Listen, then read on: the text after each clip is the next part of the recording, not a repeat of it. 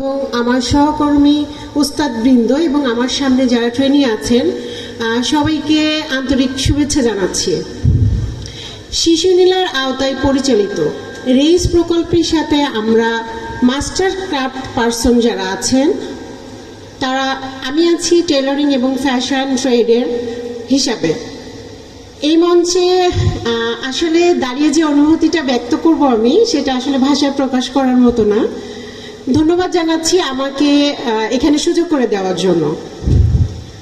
আমি যখন প্রথম রেইস প্রকল্পের আওতায় ওরিয়েন্টেশনে যুক্ত হয়েছিলাম, আমাকে ইনভাইটেশন করে ওনারা নিয়ে গিয়েছিলেন। সেখান থেকে আমি জানতে পেরেছি আসলে আমরা যে উস্তাদরা আছি, যে ট্রেনিরা আমাদের সাথে থাকবেন, তাদেরকে কিভাবে আমরা ট্রেন আপ করবো, ধৈর্য শেখাবো এবং উদ্যোক্তা হতে বা চাকরি করতে তাদেরকে সাহস যোগাবো। তবে আমরা বেশিরভাগ ক্ষেত্রে যেটা আসলে শিখেছি যে একটা কর্মপরিবেশ, সুন্দরভাবে একটা কর্মপরিবেশ কিভাবে দেওয়া যায়।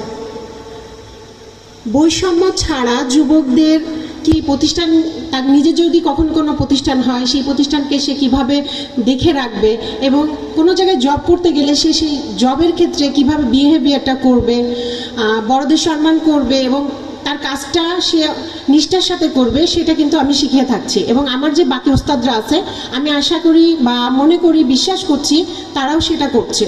এটা কিন্তু সম্ভব হয়েছে পিকেএসএফ, বাংলাদেশ সরকারের পিকেএসএফ যে এবং রেইস প্রকল্পে এবং বাস্তবায়নকারী শিশু নিলয় যারা আছেন তাদের জন্য এটা বাস্তবায়ন হয়েছে।